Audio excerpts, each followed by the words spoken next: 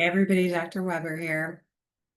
So great to be experiencing your projects, and I've really enjoyed scanning through them, and I look forward to diving in with more detail and providing you input and hopefully some help with clarity.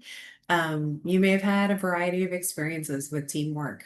That's quite common and quite awkward often.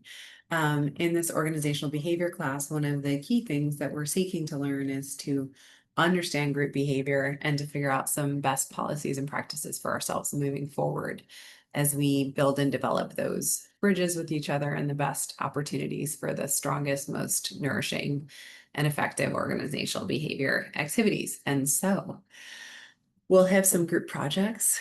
We may have experiencing a variety of different emotions and feelings related to the outcome of those group projects. And don't worry, I will be continuously looking for feedback on how the group projects are going for you. And however they are going, that's all very significant and important learning. And I'm proud of you for embarking on it. So this week we're going to be focused in on a field called appreciative inquiry and positive psychology in organizations.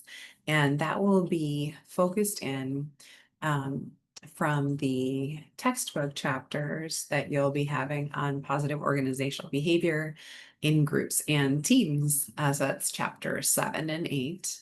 So imagine that this week would be about positivity.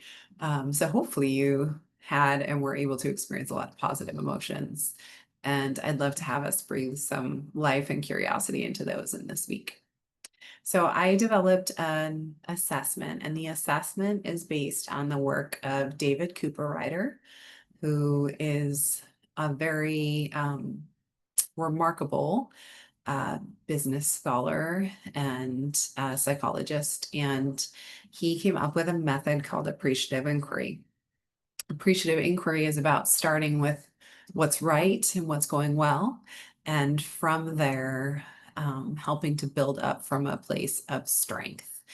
I've used appreciative inquiry a lot in coaching practice and in having been a business owner, even in really corrective action situations. Some people sometimes loosely call this type of feedback a feedback sandwich, or starting with the positive, then the negative in the middle, and then the positive. That's not really how appreciative inquiry is intended to work.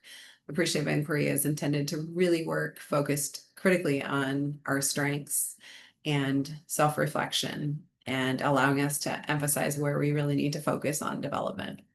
So this assessment tool is a simple Google form, and it's called an appreciative evaluation. I'm going to screen share, and then I will also be putting this on Blackboard. So this appreciative evaluation is based on the process of appreciative inquiry, which first works on defining the problem, discovering potential opportunities, dreaming up what might be possible, designing a future together, and then delivering on it. So you'll see in here, I have a field for your name. The first part is really candid self-reflection. I have no judgment or assessment based on your answers. My request would be that they be as genuine and authentic as possible. I will not be sharing any materials about your self-reflection with anyone. When we get to this point about something about pride and some other areas, we might share them with the team, but I will strike all names from them. And as you run through these, we have our self-reflection, and then future looking, and then we'll get into talking about the team itself, and some of those reviews. And then we look at a possible future, and then more project level reflection, imagining that you were to continue the thread with the team. What might that look like?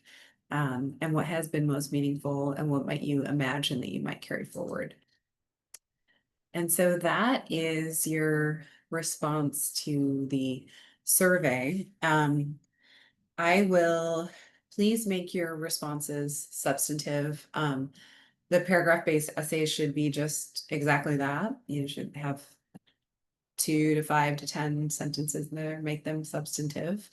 Um, and you will also have an opportunity in this submission to share separately about things that may not have gone well that you would like to be sure that I'm aware of. And so I will not associate any of your names with this appreciative inquiry, but might share out results overall. And so in that way, I say it's not anonymous because I know your names, and I will strike your names from the evaluations, but will likely share out some of the key takeaways. So that is due on Friday, along with a LinkedIn post. Your LinkedIn post, again, can be anything about this experience or chapter 7 and 8. Please do be sure to comment on at least 3 or 4 of each other's LinkedIn posts, as well as making sure that you and I are connected, so that I can see your posts both in Blackboard as well as on LinkedIn. I will be, just a reminder, I will be grading for more than complete and incomplete. I will be doing those more thorough gradings and assessments mid-quarter, mid-semester, and end of semester. So please do be sure to be moving forward with having some good and clear feedback for each other and connecting through LinkedIn. Please don't hesitate to reach out if you have any questions. This week, again, chapter 7 and 8, the appreciative evaluation